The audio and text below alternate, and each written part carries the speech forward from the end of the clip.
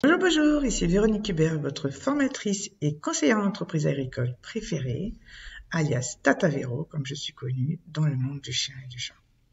Alors aujourd'hui, nous allons parler de quelque chose d'important dans la vie des éleveurs canins et félins, mais aussi des toiletteurs, des masseurs canins et félins, des gérants de pension, des éducateurs, des comportementalistes, des transporteurs et toute activité canino-féline qui pourrait se présenter et d'ailleurs que vous pourriez avoir envie de créer ou que vous êtes déjà que vous avez déjà commencé à développer ou peut-être même déjà développé depuis un certain temps.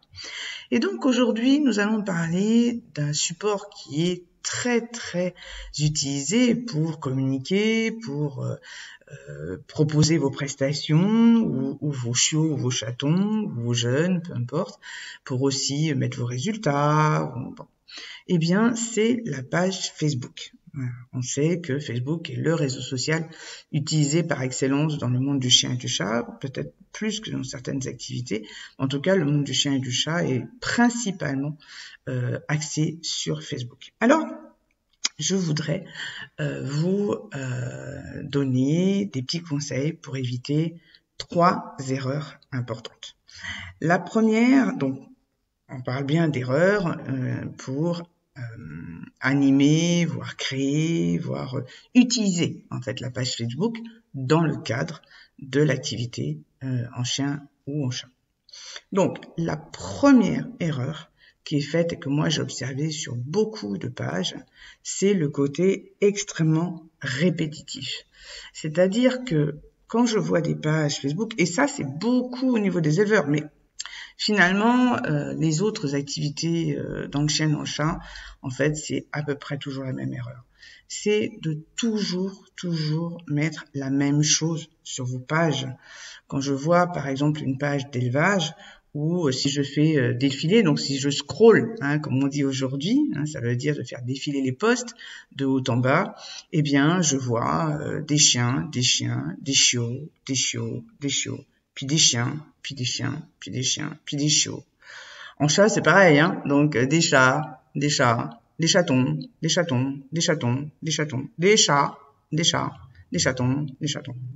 Alors, je veux bien croire que quand vous êtes éleveur, vous voulez montrer votre production, vous voulez signaler donc que vous les avez à vendre, mais s'il y a bien quelque chose que je peux vous dire, c'est que les adoptants aujourd'hui, et j'en parlais dans une autre vidéo pour expliquer que les adoptants ont changé de comportement, vraiment, depuis quelques mois, voire une bonne année et demie, on va dire ça comme ça, eh bien, ce qu'il faut bien comprendre, c'est que les adoptants aujourd'hui restent sur les photos de vos chiots, vos chatons, vos jeunes, etc., en moyenne 1 minute et demie. C'est pas énorme, d'accord? Et ce n'est pas ça qui déclenche l'achat.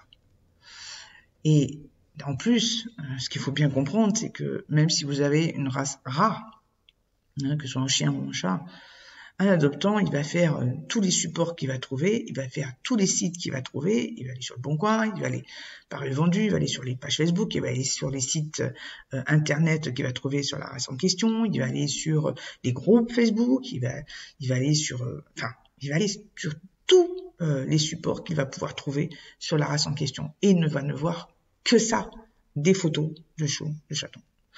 Donc là, c'est une erreur qui est relativement grave.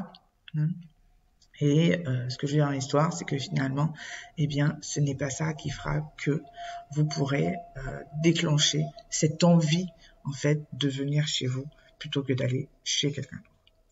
La deuxième erreur, qui est là aussi très courante, c'est de croire qu'une page Facebook est faite pour vendre. Eh bien non, que nenni. Une page Facebook n'est pas faite pour vendre, elle est là pour réunir une communauté, c'est-à-dire de réunir des gens qui ont la même passion que vous, peut-être, qui ont surtout le même intérêt commun, qui ont le même centre d'intérêt, donc, si je puis dire, si ce sont des particuliers, qui ont les mêmes attraits que vous, qui ont les mêmes envies, peut-être, et surtout, ce sont des personnes qui reconnaissent en votre page, justement, quelque chose qui les passionne comme vous, qui leur fait envie, qui qui les attire effectivement, qui leur donne envie de vous contacter éventuellement. Mais en tout cas, une page Facebook n'est à aucun moment fait pour vendre.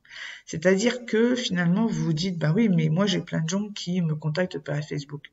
Oui, d'accord, mais si vous ne connaissez pas l'état d'esprit qu'a votre futur adoptant, vous ne pouvez pas comprendre par quel cheminement il est arrivé avant de vous contacter. Voilà. Je peux vous dire que ce n'est pas le fait de voir vos photos uniquement qui fait qu'il vous a contacté. C'est bien autre chose. D'accord ? Et enfin, la troisième erreur, et ça c'est quelque chose qui m'a fait avoir des cheveux blancs supplémentaires à un certain moment où je cherchais des photos pour animer une formation que je créais. Et en fait, cette erreur, c'est celle-ci.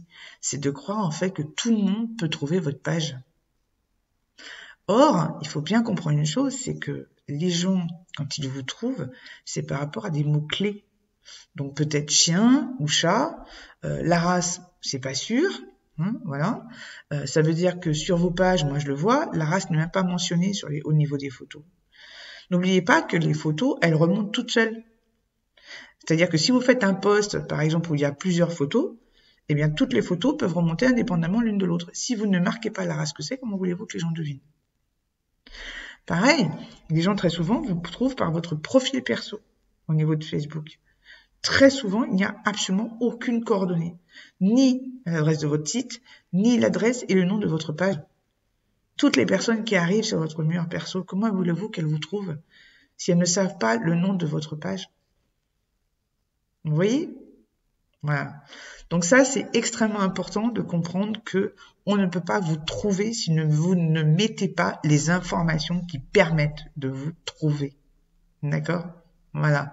Bon, allez, j'espère que ces petits conseils vous ont été utiles. Je vous souhaite une excellente et je vous dis à très bientôt.